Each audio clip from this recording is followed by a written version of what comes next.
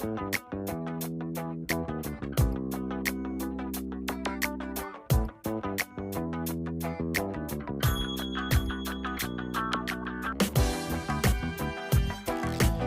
back. Segment 2 of the Chris Richman Show for Friday, May 9th, 2025. Let's get right into it because we've got a lot to talk about this segment as usual. All right. I want to start off with talk about the U.S. Attorney for District of Columbia here. I find it hilarious. Tom Tillis, for those of you who don't know, snowballed essentially Ed Martin's chances of being U.S. Attorney. Trump had nominated him. He's very well qualified, I would say. He had supposedly had no prosecutorial experience. However, that maybe is someone you want to have there. I don't know. Anyway, Tillis tanked that. Well, so now Trump has said, "Oh, okay, you want to do that? Oh, that's fine. I'm going to nominate Judge Jeanine Pirro."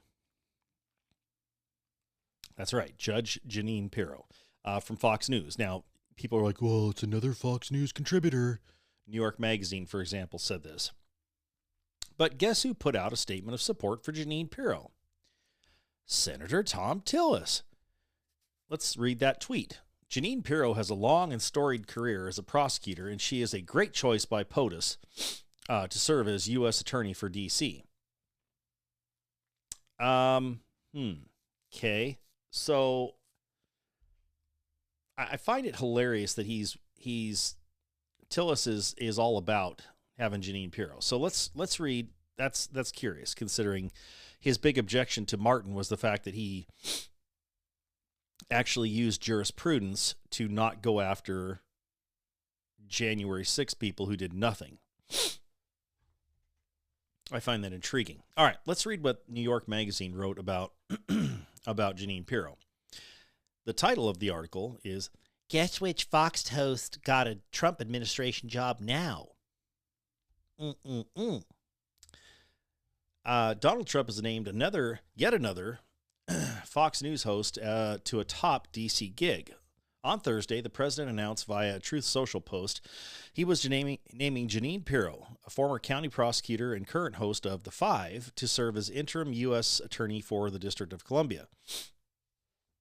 Hours earlier, Trump told reporters he was rescinding his nomination of conservative activist and Stop the Steal proponent Ed Martin, who did not have enough Senate support to get confirmed. In his statement, Trump did not clarify if Pirro was to be nominated to the full-time position or if this is a temporary replacement. While Martin had no previous prosecutorial experience, Pirro is vaguely qualified. Now, of course, the New Yorker, being a liberal magazine, vaguely qualified for the role of D.C.'s top federal prosecutor. In 1990, Pirro was elected a judge in New York's Westchester County Court, then became the first woman elected Westchester County District Attorney, a role she held for more than a decade. Now, this is in New York.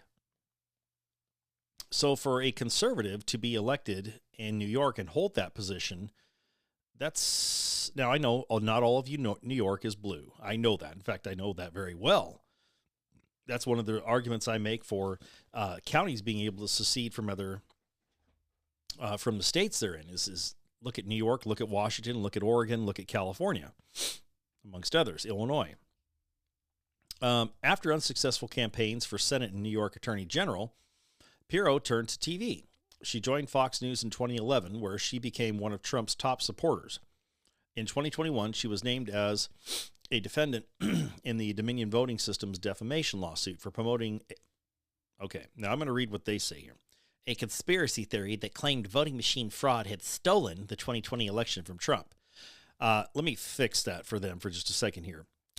For promoting a fact-based argument that claimed voting machine fraud had stolen the 2020 election from Trump. Quote, Jeanine is incredibly well qualified for this position and is considered one of the top district attorneys in the history of the state of New York. She is in a class by herself, Trump wrote on Truth Social. Pirro joins notorious texter. What does that have to do with anything? Pete Hegseth. What, honest to God, what does that have to do with anything? They're referring back to the Signalgate thing, I think. on the list of Fox News alumni to be appointed to a top role in the Trump administration. In a statement to the Associated Press, a Fox News spokesperson said that Pirro, quote, contributed greatly to our success throughout her 14-year tenure at the company and wishes her all the best. Pirro herself has not yet commented on the new job, but for the right... What?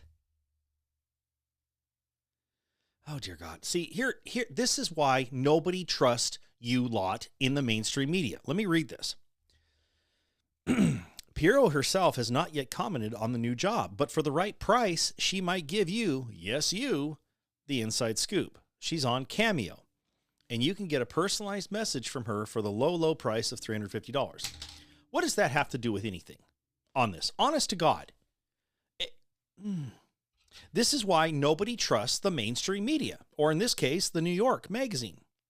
Nobody trusts them because they take two things that are unrelated, except for the fact that, you know, it's Jeanine Pirro. Her position on Cameo, right, where she makes money off of personalizing things, which that's fine. She's a business person in this case. How does that relate to her ability to do her job? Well, it doesn't, of course. But it's another thing they throw to make it seem like, oh, this person is totally unqualified. Liberals, on the other hand, would be fine with, what's that gal that sleeps with all the men? Having her be, you know, probably Surgeon General. Well, but, you know, she's in the health field, right? I mean, honest to God, it wouldn't surprise me if that were the case. If they came out and said, you know what, let's say at some point in the future we have a Democrat governor, God forbid, or president, rather, again. It wouldn't surprise me at all if they came out and said, oh, yeah, that's fine. That makes a lot of sense to have her as Surgeon General. That totally makes sense. Dear God, people are so stupid. Case in point, and I didn't mean to segue. Well, yeah, I do mean to segue into this, but I'll do it in a minute here. Let me just do it this way. So let's look at, just for fun and giggles. Now, they're talking about how how Pirro is vaguely qualified. Okay. And how Ed Martin was not qualified. And according to Tom Tillis, that was because he didn't prosecute enough people. Really. Tom, let's look at the last full-time U.S. attorney for the District of Columbia. That would be Matthew Graves, excuse me. Matthew Graves, let's read about his work prior to becoming U.S. attorney for the District of Columbia. Got his Bachelor of Arts degree from Washington and Lee University in 98 and his JD from Yale in 2001. Okay, cool. Good for him. Let's see here. After he graduated from law school, Graves began his legal career as a law clerk for Judge Richard Roberts in the U.S. District Court for D.C. So, kept the swamp. Right now, everything you're hearing is this guy is a swamp rat. I mean, I've seen Yale, okay, to clerking for a D.C. court judge. From 2002 to 2007, he was an associate at Wilmer Hale. Now, where's Wilmer Hale, I wonder? Wilmer Hale is a multinational law firm with offices in District of Columbia. Huh, weird. From 2007 to 2016, so that would be during the very last 2 years of the Bush administration, all the way through the Obama administration. Graves worked as an AUSA, assistant U.S. attorney in the District of Columbia. Big surprise. Where he served in the office's fraud and public corruption section, ultimately serving as the acting chief of the section. Clearly, he did a great job because there was no corruption in the Obama administration whatsoever, right? Right? And guys? No fraud? Nothing? Really? Oh. No one's saying anything. Weird. From 2016 to 2021, he was a partner at DLA Piper. Oh, look at that. DLA Piper, law firm with offices in over 40 countries. At DLA Piper, Graves represented Qatar and foreign banks accused of, are you ready for this? Financing terrorism, including the Bank of Palestine, Arab Bank, and the Bank of Beirut. So this guy who would become the U.S. attorney for D.C. worked on a law firm which represented banks that finance terrorism. Awesome. It gets better. Politico reported in 2021 that Graves also represented Gazprom Neft, a Russian state-owned energy company with a market cap north of $30 billion. Yeah, Gazprom is a Russian company. They're a Russian energy company. So not only does he defend banks or represent banks that are accused of terrorism, he also represents Russia. And yet Trump is the one who's a possible Russian asset. Interesting. Graves was recommended, this is, by the way, off the Wikipedia page. Graves was recommended as U.S. attorney by Delegate Eleanor Holmes Norton. That comes from Rush, by the way. We're going back to the honeymooners.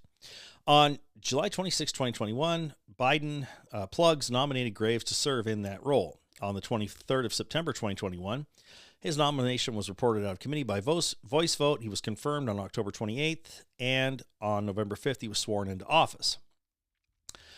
Are you ready for this? On May 16th, 2023, MTG announced she planned to introduce articles of impeachment against Graves for his prosecution of participants in the J6 Capitol attack. So if we go by Tom Tillis's calculus here, it would seem that he would have voted for Matt Graves. Last part. Under Graves, the U.S. Attorney's Office declined to prosecute 67% of those arrested for crimes in D.C. in 2022, including 72% of misdemeanor arrests and 53% of felony arrests. So over half of the felonies that occurred, no big deal. We're not going to prosecute those. Over almost 3/4 of the misdemeanors, no big deal. We're not going to prosecute those. And yet this guy, they didn't comment on. I didn't, did Tommy say anything about this guy, I wonder? But he's going to go after Ed Martin. I honest to God hope that Jeanine Pirro absolutely kicks ass as U.S. Attorney for D.C. I hope she goes in and absolutely decimates people that were involved in the scam that was January 6th, the scam that was COVID, and various other scams that the government's been involved in. I do. I hope she goes off there, and I hope that Tom Tillis, before he's primaried out, God willing, next year, I hope he has the understanding that, oh, dear God, if I would have just picked Ed Martin, I wouldn't be in this position. One can hope, right? That would be just absolutely delicious and, of course, absolutely wonderful. All right. Now, that being said, I want to do a quick segment, real quick, if I can, of Stupid Libs. Yes, Stupid Libs. My wonderful take on dumb people on the left doing dumb things. So this is a 98-year-old, British World War II veteran. Now, this gentleman, who I think might actually have donated his brain, or maybe he's just suffering from some kind of derangement here, decided he was going to take his Tesla, or a Tesla, I don't know that it's his, which he cleverly replaced the license plate to say fascism on, and he's going to run it over with a tank. Oh, yeah.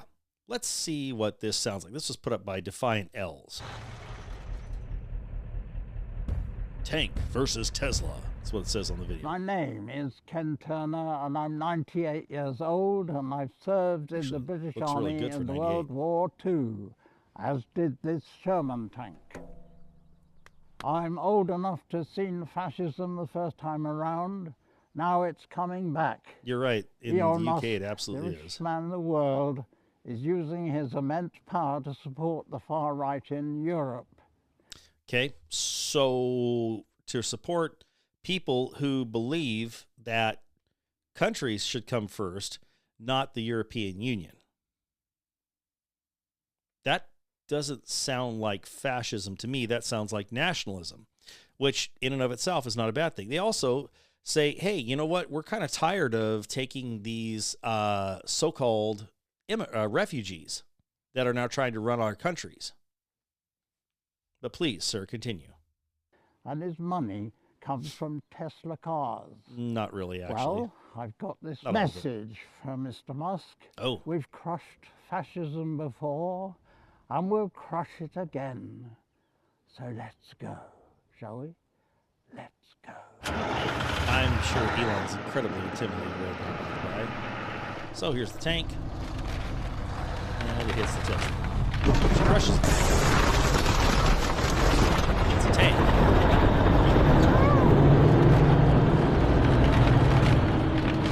Now, he wasn't driving this, by the way. Of course, they're showing it from multiple angles and now in slow motion because, you know, why not, right? So I'm curious, did they get clearance to do this because of the environmental pollution this undoubtedly will cause? Did they worry about the fact that this could possibly cause the batteries on the Tesla to ignite?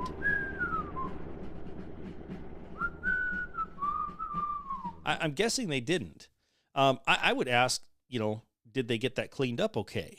Did they make sure that they weren't going to harm any wildlife in the area in case any battery residue leaked, or in case, you know, the detritus of destroying that car caused issues? Furthermore, don't you think it would have been a better way to fight rich people, so to speak, by, I don't know, giving that car away to someone who maybe needed it?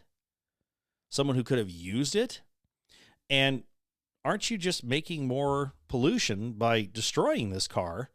So it's going to end up in a landfill, and it has to, oh, by the way, and a lot of that car is now toxic because the batteries and stuff like that, a substantial part of it. Aren't you creating pollution?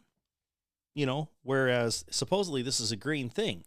So I'm curious, what exactly message were you sending to people here? Because you say you're getting rid of fascism, and yet you just made it so that we're all going to die, according to your probable beliefs, being on the left, that we're all going to die because of environmental destruction.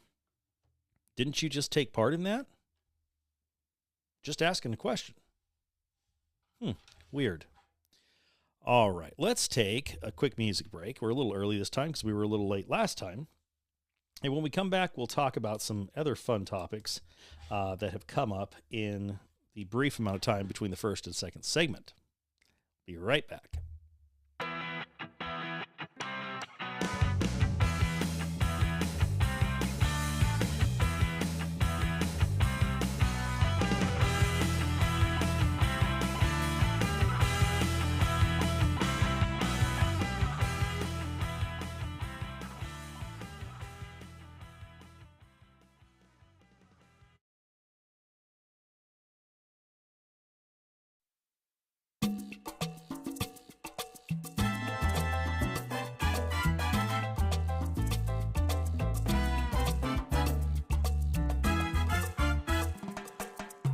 We are back on the Chris Richman Show, segment 2.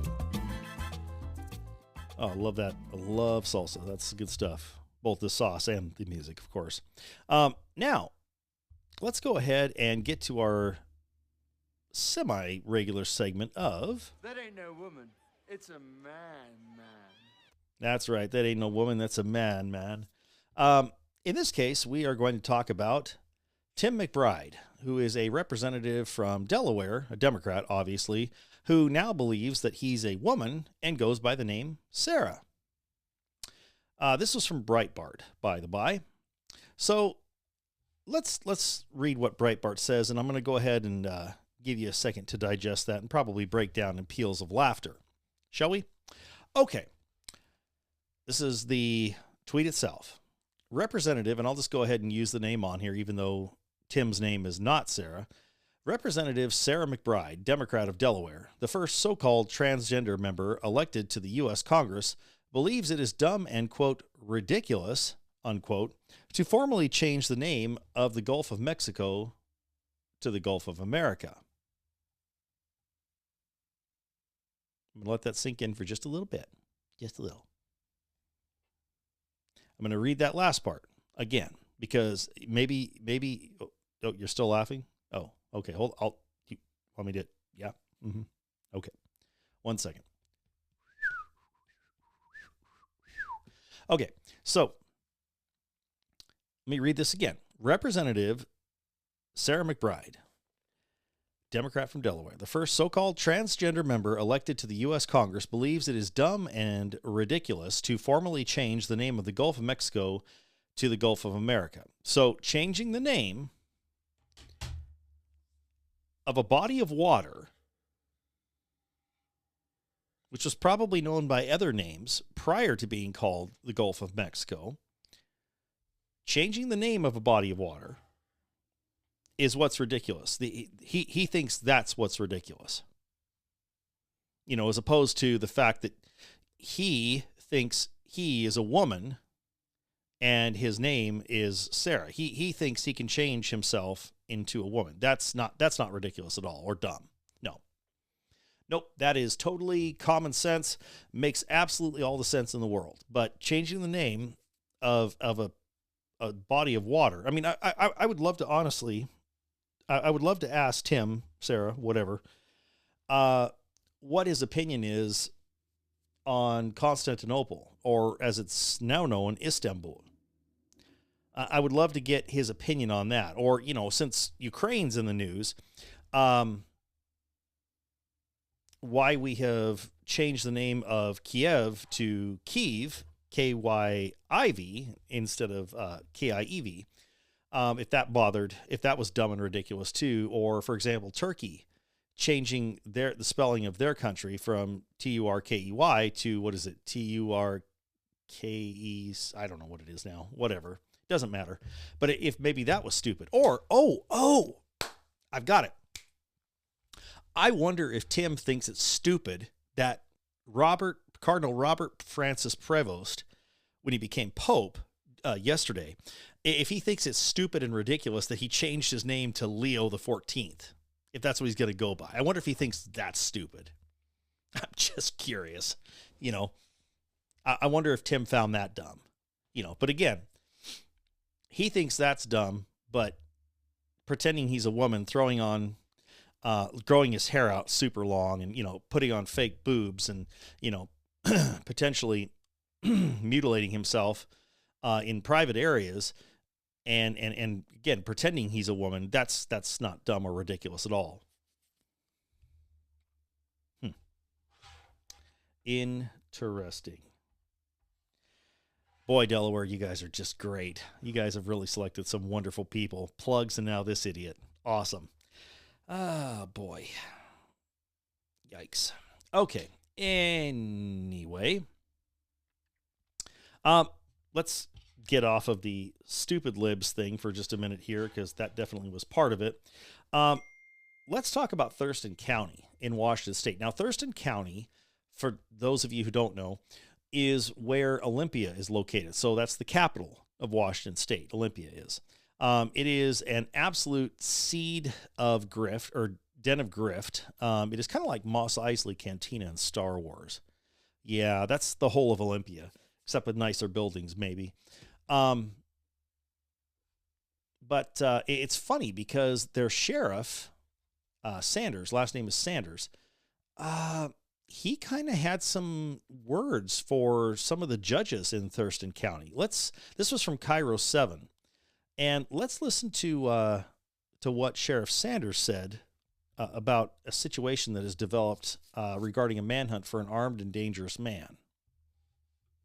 He's got a felony warrant out of Thurston County Sheriff's Office because this is the third time we've pursued this individual in 6 months.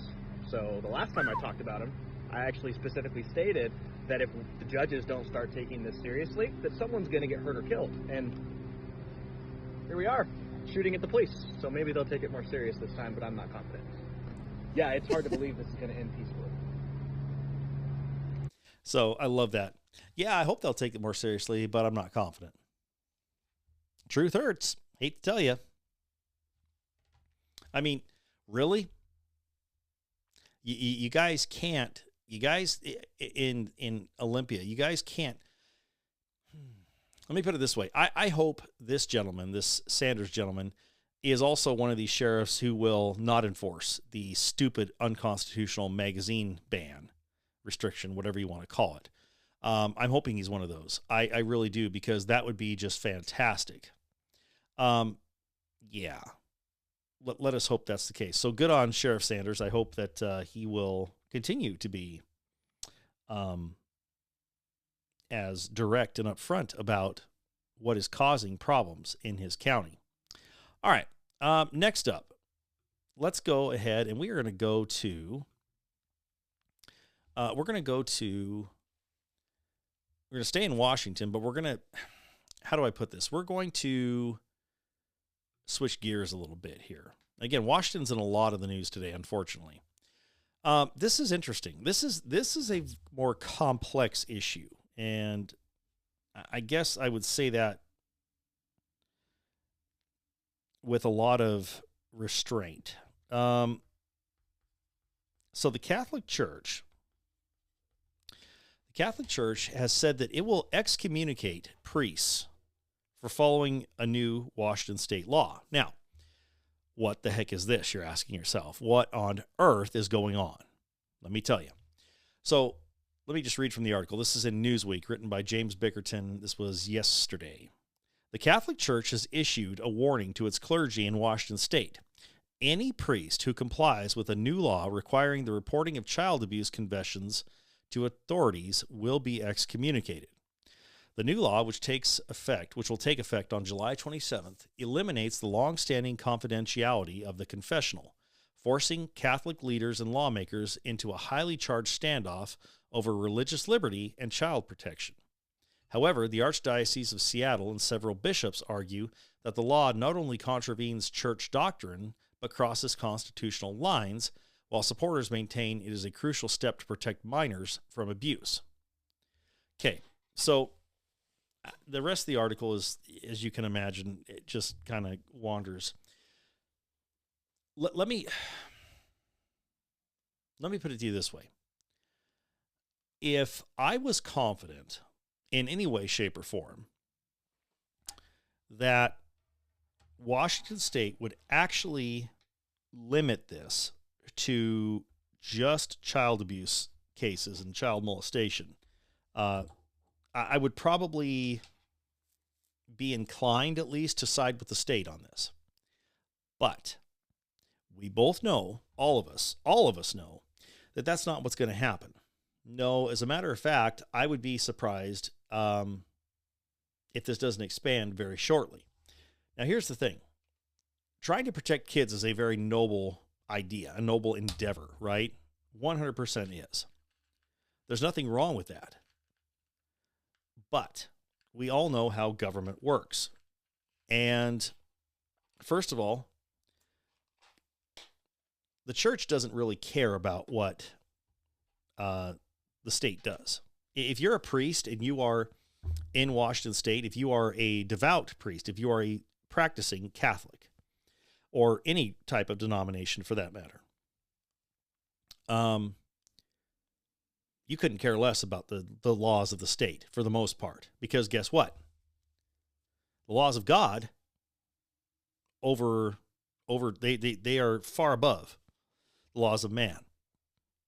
So if God tells you what is said in confession is between you and God, or in this case, you, God, and the priest being the mediator / conduit for that confession, then that priest isn't going to give two flying squirts whether he might be arrested, whether he might be put in jail, because guess what?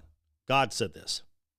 God is what I follow. I follow the writings of Jesus. I follow the writings even in, the Old Testament, or the Torah, as I prefer to call it.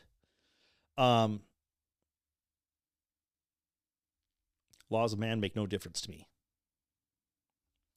Also, so, I mean, even if somebody comes in and confesses that. Now, the second part of that is if someone is coming to a priest and confessing, hey, years ago, I strayed. I strayed from the path. I did this unspeakable thing. I'm asking for forgiveness. I'm asking the Lord for forgiveness on this. And sometimes, sometimes people need to get things off of their chest, things that they've done that they aren't proud of, that they don't want to speak about. And sometimes doing that and knowing that this person has that conduit, allegedly has that conduit to the Lord, that's a big thing. And that can lead to a feeling of redemption and a feeling of forgiveness.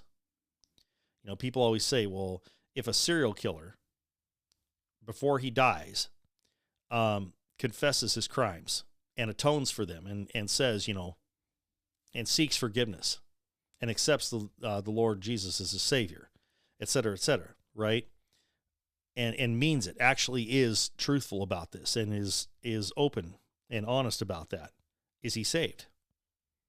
And the argument, however tough it may be to swallow, is the answer is yes.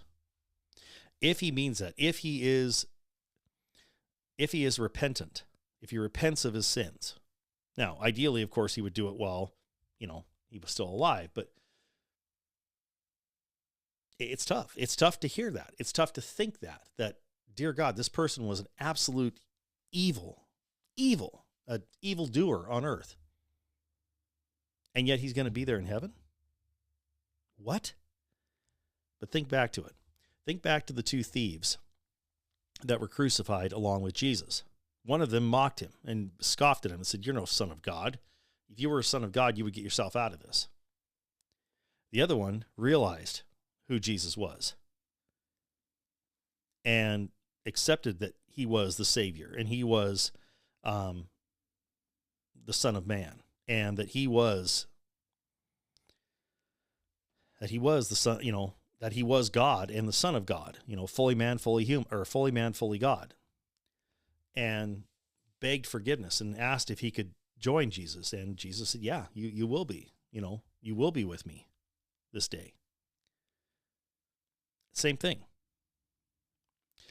I'm giving myself goosebumps just thinking about that. But if I thought that, so there's those two legs, right? The third leg would be, I don't think it'll stop at this. Whenever the government gets involved and they know they see a little crack that they can get into, they keep going. So for now, it's just child molesters and child abusers. Okay? Just that, right? Just that one thing. What if a year or two from now, you know what? We need to know when murderers come in too. Okay? We need to know that because, again, we want to protect people's lives, and that's consistent. We want to make sure that these evildoers are done. And then later it's, we need to know about people who stole money. Now it's 3. Pretty soon, you got these 3 things. And then it's, and pretty soon it's, hey, you know what? If anybody says anything bad about the government, we need to know about it. If anybody says anything, or anybody owns guns, they say they own guns, we need to know about it because they could be potentially dangerous to everybody. Once you start down that slope, it won't stop.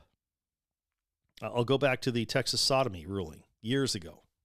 Antonin Scalia called it out perfectly. He says, if we rule that this is legal, we are creating, we are opening Pandora's box. We're creating something that will not be able to be stopped. And he was 100% right. 100% right.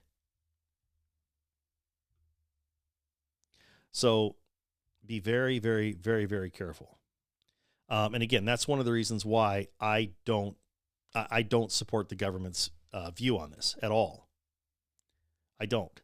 I think the government will abuse this. I think the government will do they will take this to places it's not supposed to be. And that it was, again, and it will happen very, very quickly. If this is allowed to stand, 5 years, they'll start adding things onto it at max. I would say it'll be under 5 years. So, yeah. Anyway, I could totally see that happening. 100%. Absolutely. All right, guys, this has been the second segment of the Chris Richman Show for Friday, May 9th, 2025. Appreciate you joining us today.